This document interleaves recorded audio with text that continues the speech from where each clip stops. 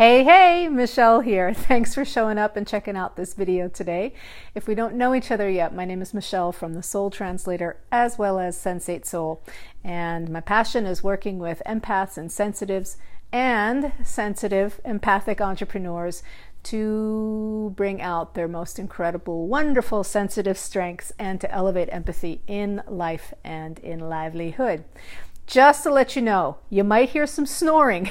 I've got my sweet little doggo sitting next to me, and he's a snorer. Let me fix this. All right, there we go.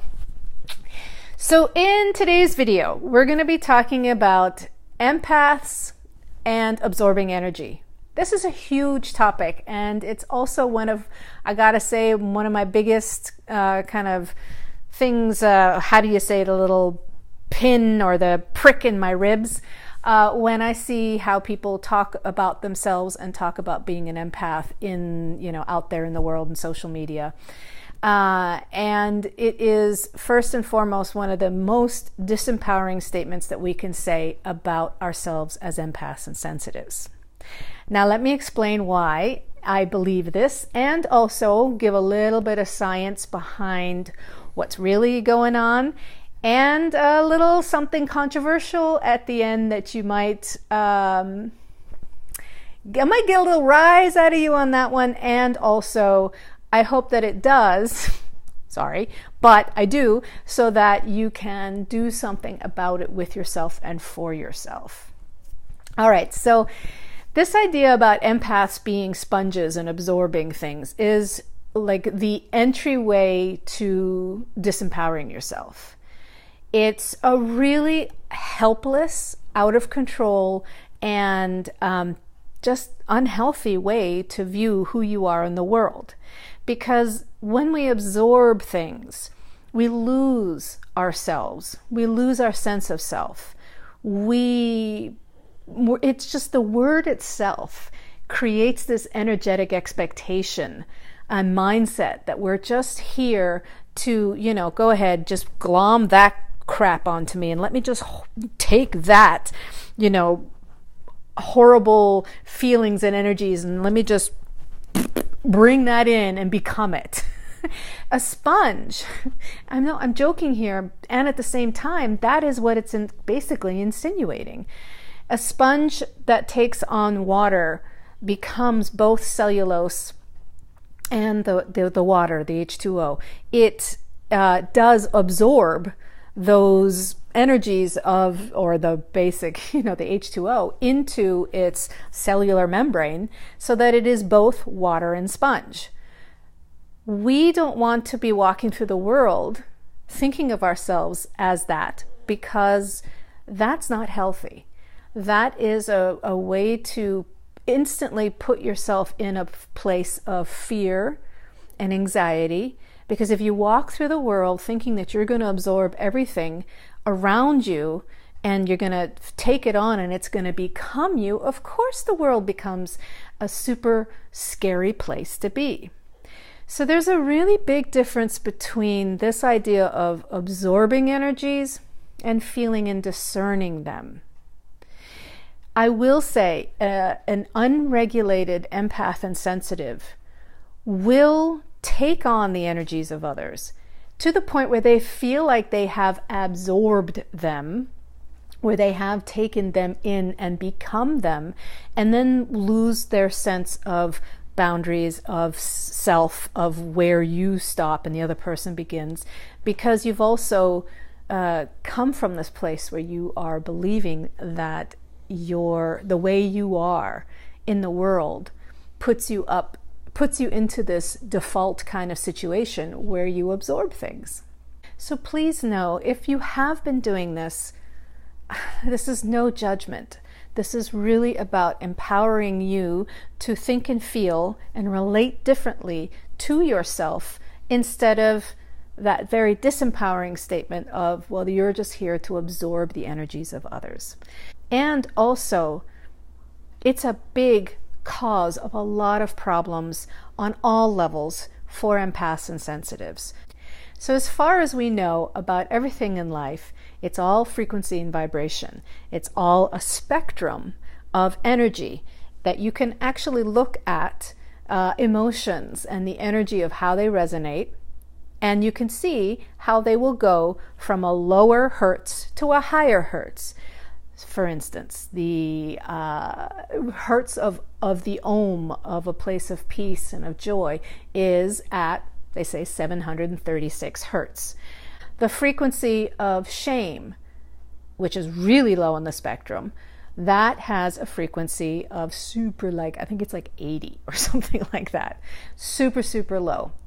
So when you are coming from this place where you feel like you are absorbing energies, you're allowing yourself then to calibrate your frequency down to a point where you are then humming lower, at a lower vibration, because you're setting yourself to those energies around you. This has huge implications when you think about it in the sense of who you were raised around. What type of work do you do? What's the work environment? What is also the general, larger, greater environment that we are all living in? This is, that's of course a huge, huge topic.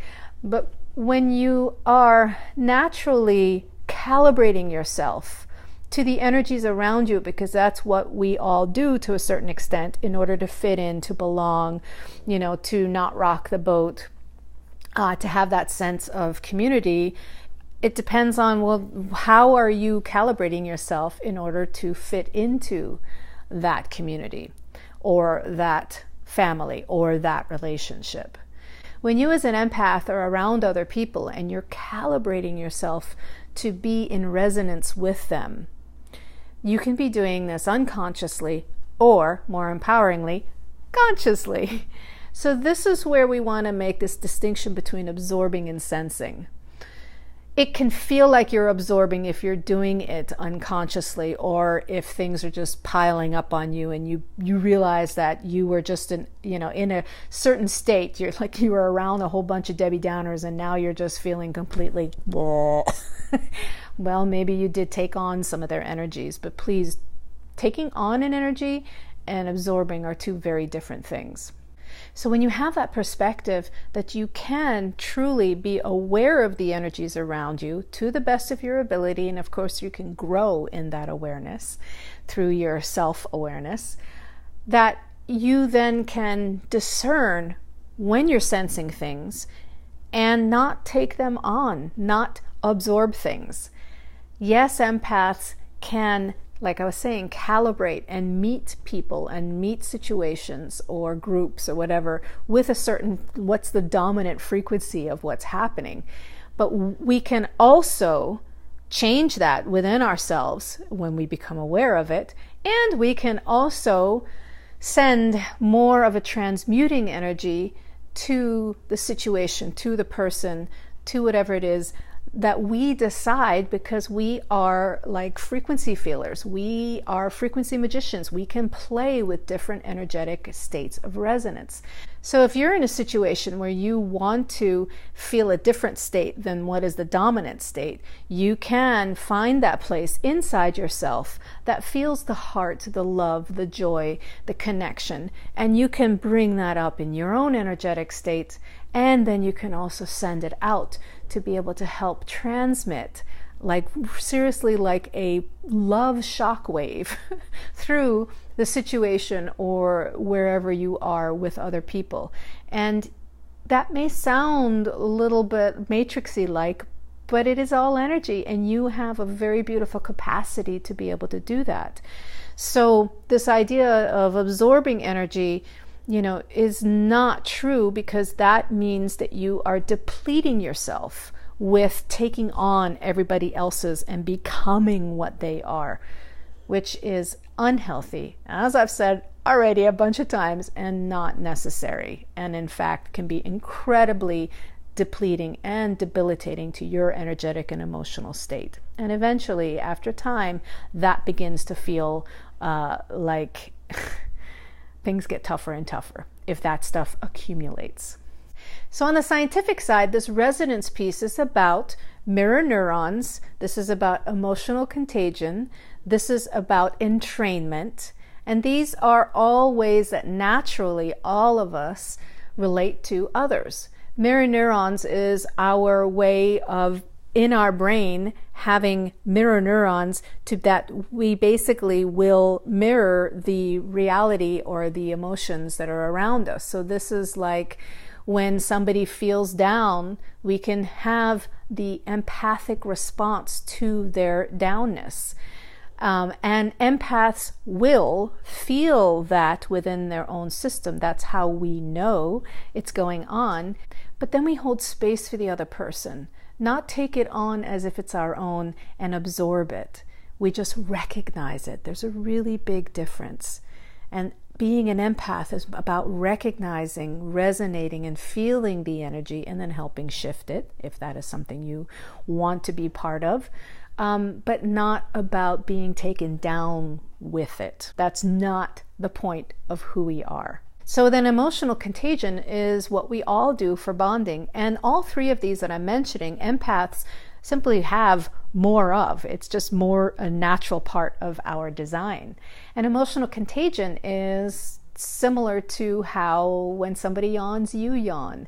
It is that kind of way of being in relationship so that there's bonding happening. And then as well, entrainment. This is what we do on many different levels, even to the point of our hearts beating in the same rhythm. Like if you take two heart cells and you put them in separate petri dishes, they will eventually, there's this dissonance, and then eventually they'll sync up. And that's entrainment. Again, all of us have this, but empaths have this on a biophysical, energetic level even more than your average Jane or Joe. But all of these things are what makes our sensitivity and our ability to connect beautiful and compassionate and empowering and intimate and healing. This is not about getting depleted as if you are like the arcade ball in a pinball machine and bouncing off of everything and taking everything on, all the shocks and the absorption of the padding that you bang into, and you bang into that, and then you absorb all this stuff, and by the end of the day, you're walking around feeling like you don't want to be around anybody, or you just got all this stuff you have to slough off. So here's the last bit, and I think I probably have to take a breath before sharing this because you might throw the tomatoes at the screen after this one. The tendency to feel like we are absorbing other people's feelings may also be because we're not dealing with our own anger. Please know I say this with absolute compassion and understanding because I've been there and I know this feeling for sure. When people tell me, clients and students and friends even, that they are absorbing other people's energies, and they use that as an excuse to not take responsibility for their own emotional state, to be honest with themselves of what's really going on with them, and say, oh, it's just because I've, picked up this, or I've, been dealing with that person and I've absorbed all of their negative energy. This is the victim stance, really. And my invitation to you is to be more compassionate around maybe that energy that you have been feeling, that you translate as being depleted, being drained, being even resentful towards others and not wanting to be involved with others or out in the world, could simply be because you have a certain amount of anger that you have built up inside yourself because of things that have happened to you, that you have felt misunderstood, that you have felt abandoned, that you have felt like you were not understood for who you are, so you shut off. It can, and it's very understandable, that we can build up a big wall of resentment and anger as empaths because we feel so misunderstood and so like we are so sensitive in such an insensitive world. And I'm not going to Pollyanna this and say, oh, but that's not the way it is because high vibrations, and I'm not going to lightwash this, because there's a lot of truth to the fact that it is, and has been, and still continues to be in many ways, a very insensitive world where we don't value sensitivity. And we are now learning more and more as a society, as a world, to really value empathy. That's why this big thing of elevating empathy and sensitivity and getting rid of sensitivism, as I call it, is such a passion of mine.